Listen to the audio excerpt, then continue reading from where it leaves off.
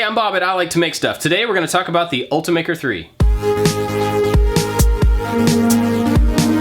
To be totally transparent, Ultimaker got in touch with me, asked if they could send me this printer to keep, and asked me if I would do a review of it. They didn't give me any money, and I promise I will give you my honest opinion. Okay, with that out of the way, let's get started. When I took this thing out of the box, it was fully assembled. There's just a couple of things that you have to snap into place to get it running. You slide in the glass build plate, you put two little clips there to hold it in place, and then you have to snap in the print cores. These are essentially the hot ends, and they're swappable really quickly in case you want to use different types of materials or different size nozzles. On the back side of it, you just snap in the spool holder, slide on the spools of filament, and then feed them into the extruders just like any other 3D printer. You'll notice I said extruders because one of the big things about this printer is that it's dual extruder. We'll talk more about the dual extruder in a minute, but I want to point out that I used the two filaments that came with the machine. One of them was PLA plastic, the other was PVA. PVA is made for support material and it dissolves in water. So I got all that basic setup done, and you're supposed to run the calibration, but I decided not to just to see what would happen.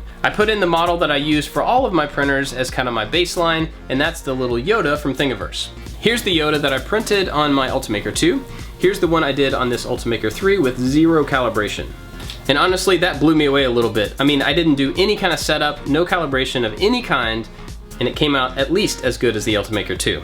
These are both PLA prints. It's the same material with the same settings, just on different printers. The PLA that I was using on this was the one that came with it. It's Ultimaker's brand. And you'll notice that the spool looks a little different, and that's because the spool has an NFC chip in it. The cool thing about that is that the printer itself can read those NFC chips and figure out what kind of filament is in which print head. Well, while that's kind of cool, it's also expensive. The Ultimaker filament is just pricey, and I don't know if it has to do with the NFC chip or it's just a markup, but it's pretty pricey stuff. In the end, the material itself is just like every other PLA as far as I understand, but the spool is made to fit this machine exactly. For me personally, I probably will not be buying Ultimaker filament, even though I absolutely love the printer. While we're talking about materials, let's talk about PVA. It's support material that dissolves in water, and the cool thing about having the two heads here is that you can print your model in one material and then the support material in PVA or anything else. You can take the model out like I did with the smaller Yoda head and put it right in the water. You don't even have to wash it around. The PVA dissolves and falls away. The final surface where the PVA dissolved is really nice, but it's not quite as smooth as the side that didn't have any support material. I think this feature would be really nice if you had a highly detailed model that you weren't going to sand or finish in any way, but if you're going to be doing any of that finish work later, the PVA is kind of an extra step. It makes the print process take much longer, and the PVA itself is very expensive. You don't have to use PVA in the other extruder. You could do two different colors of filament and do a two-color print. For me personally, I always finish my prints. They get sanded and painted and turned into something larger, so having two different colors is not useful to me, but depending on your application, that might be really awesome.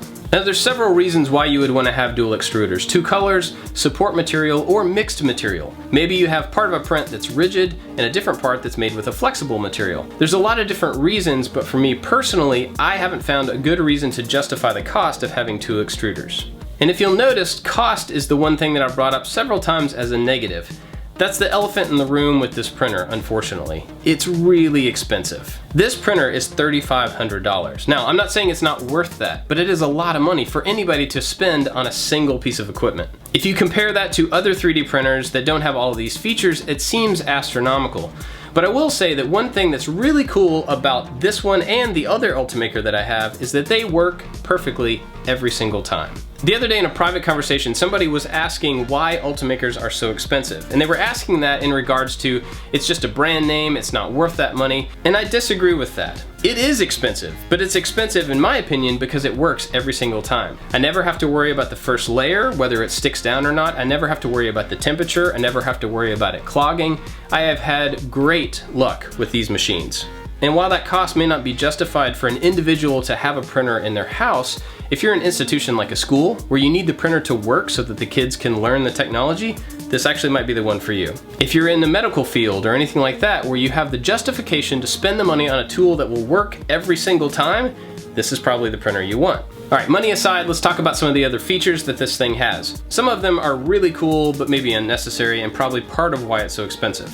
So the printer has Wi-Fi, it's connected to your network, which is really handy because you can send prints to it wirelessly. That's one really cool thing. But it also has a camera in here with a wide-angle lens that can watch the entire print bed. The cool thing about that is that you can pull up the camera on your smartphone and monitor the prints in real time. Just as a test the other day, I was laying in bed, I pulled up my phone, pulled up a model from my Dropbox and sent it to the printer, started the printer, all from the app. Then I just laid there for a minute and watched it print. Now practically, I'm not sure when you would use that or how often that would really be helpful, but it is a pretty cool testament to technology. Another feature of this printer that's a little bit different than previous printers is it has no SD card. Typically printers print from SD, but this one has a USB port in the front and comes with a little thumb drive. Probably not a big change. I'm not sure that that really affects anything, but it is a difference between this and the one that came before it. This is the regular Ultimaker 3. The extended one is taller, but this one has a 215 by 215 by 200 millimeter print area. The extended is about 4 inches taller, I believe, but this is plenty of room to make a pretty good sized print.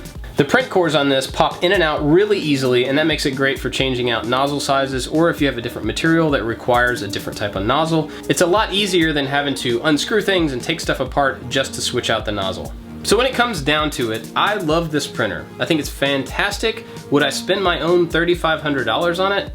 I don't know. Probably not, to be honest, because I don't really need the Wi-Fi camera, I don't really need the dual extrusion, and if you were to go to an Ultimaker 2 Plus, which has the same extruder on the back of it, you're talking about a $1,000 difference. In my mind, the reliability of Ultimakers in general is the thing that I would spend the money on, not necessarily these other features.